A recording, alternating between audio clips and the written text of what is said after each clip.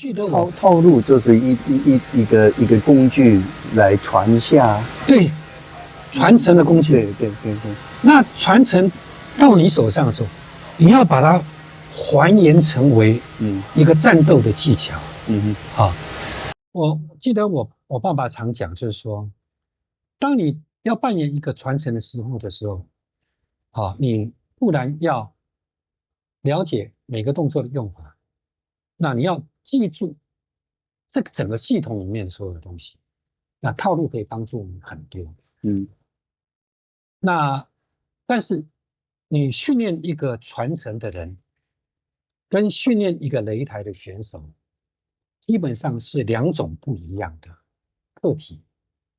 我记得我们道馆那个全盛时期在打擂台赛的时候，基本上一批学生进来的时候，那我把一批有一个20个、30个、50个学生进来的时候，那我爸爸会在旁边看他们做体能训练，做基本训练，做对打训练，看他们的反应，还有身体的素质。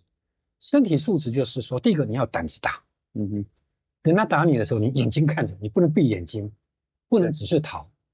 好，那再来是说，你能扛得住打。好，你扮演一个擂台选手，你不能顶住人家的举拳击脚的话，那就没那资格了。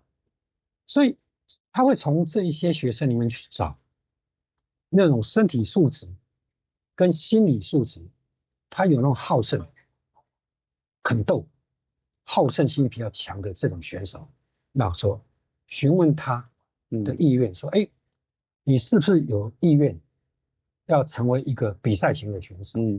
而且是擂台打。当他表达这个意愿的时候，那这个人的训练就分开了。当然他也会接受组合拳跟套路的训练，但是这个会占他训练比重的20%、30%不等。他最重要的训练在于体能的提升、抗打能力的提升。再来就是实物对打的经验。那以前那个道馆全盛时期的时候，每个晚上大概有200-300个人，平常最多有到500-600个人。那我都记得对打的时候，就是一排，不管是10个人、20个人，对不对？那就你排到跟谁，对，你不管他胖的、瘦的、矮的，你就打。打个5分钟、10分钟以后，当然会有教练在旁边看着，不会让你受伤。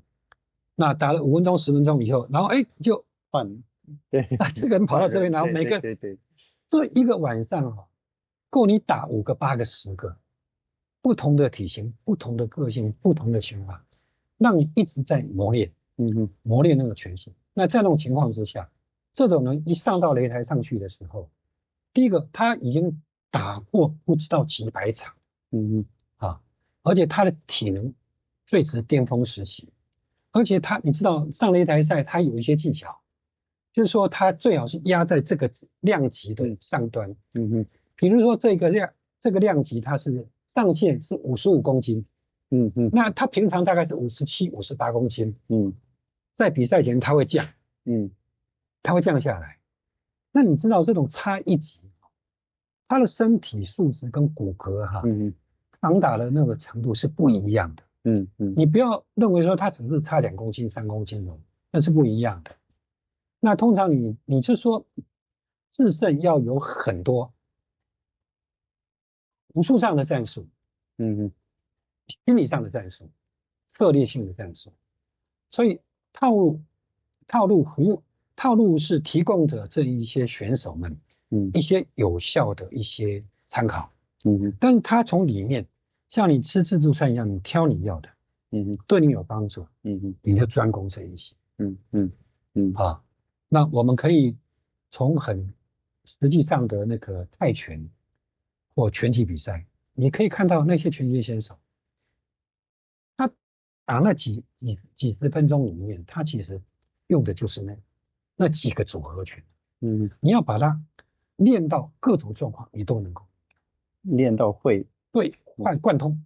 而且你闭着眼睛都能打，闭着眼睛都能打，做梦都在打。就是说你完全是凭的是一种本能的反射。哦，在真正对敌的时候，我相信没有足够时间让你慢慢去思考。好，他一来的时候，你的身体自然就过去。所以有关套路这一块啊，我想说，也借助这样一个机会哦，就是说你刚刚提到那个高老师讲到，他是书的一个那个注脚，那或是一个字典。聪明的人他不批评，他从中得到好处。所以我是希望透过这样一个说明，让大家能够对这些套路，传统武术对传统武术的这些套路有一些新的认知啊。